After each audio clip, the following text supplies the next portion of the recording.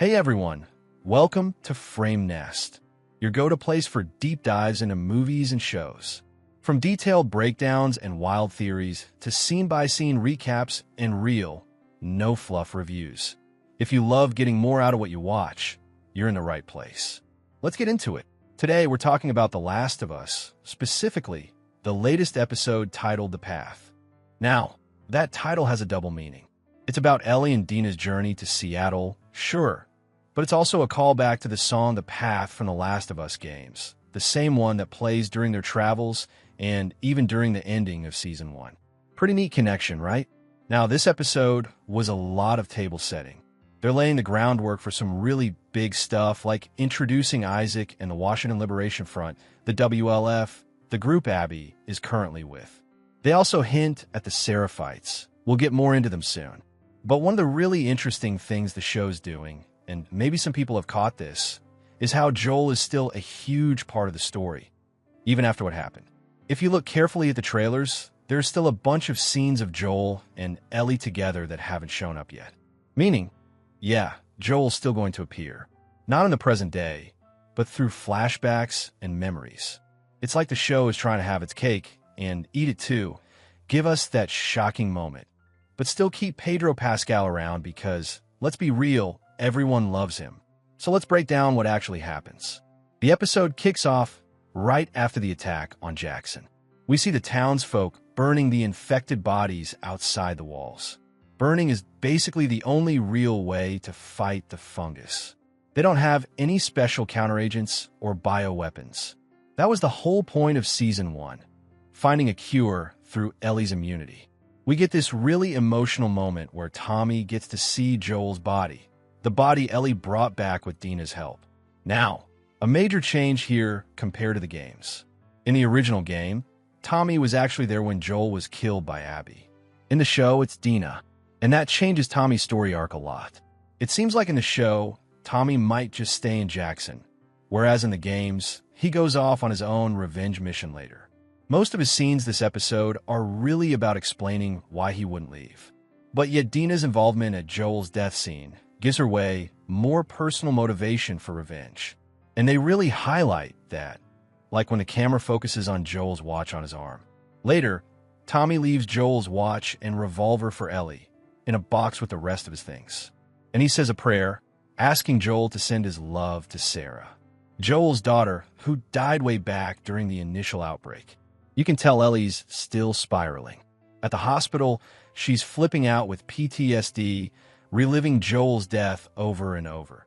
Then we get a time jump 3 months later that Ellie's been recovering all that time. And now, the opening credits of the show have changed too. Instead of ending on Joel and Ellie together, it's just Ellie standing there alone. And maybe, just maybe, they'll keep updating it as the season goes on.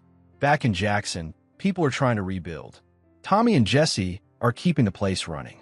Everyone's still traumatized, sure, but physically, they're okay. After Ellie gets cleared by the doctor, she has a therapy session with Gail, Joel's therapist. Gail's been trying to help Ellie process things, but Ellie isn't having it.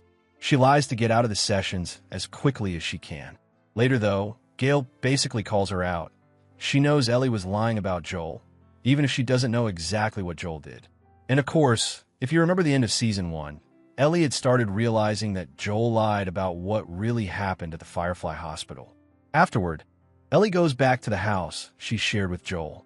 There are memorials everywhere, and it's clear she hasn't been inside for a long time, not just because of the hospital stay, but because she had moved out into the garage way earlier. She finds Joel's room, sees his wood carvings, and finally opens the box with his belongings.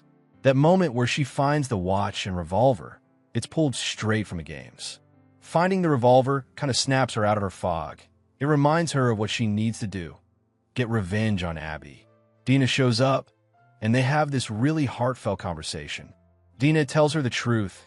She knows about Abby, about the WLF, about everything. And now, she wants to go with Ellie to Seattle.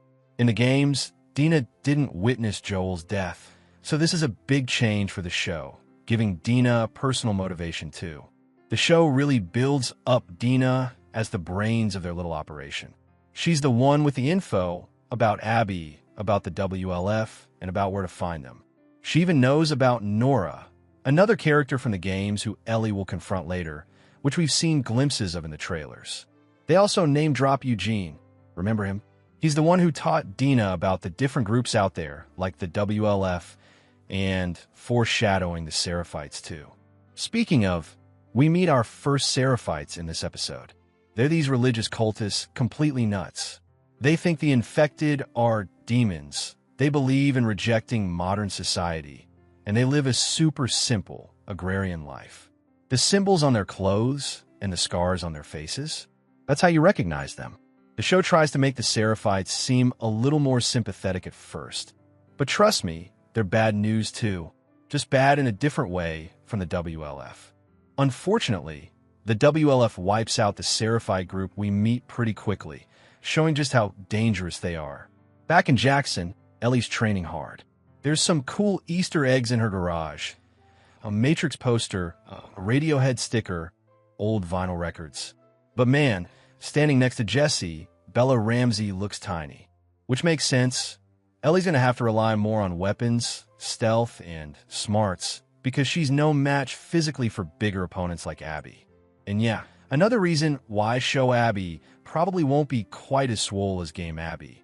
Otherwise, it'd be game over for Ellie in a straight fight.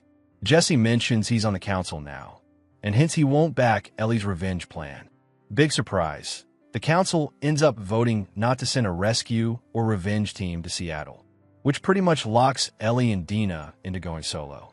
Carlisle gives a big speech about forgiveness over revenge, which if you play the games, you know isn't going to stick. Ellie and Dina are already way too far down this road.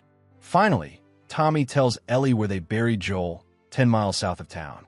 It's a small, emotional moment. And with that, Ellie and Dina set out on their path. The path that gives this episode its name. And that's where we leave things for now. That's it for today's video. If you enjoyed it, hit the like button, share your thoughts in the comments, and don't forget to subscribe to Frame Nest for more reviews, theories, and deep dives. Thanks for watching. See you in the next one.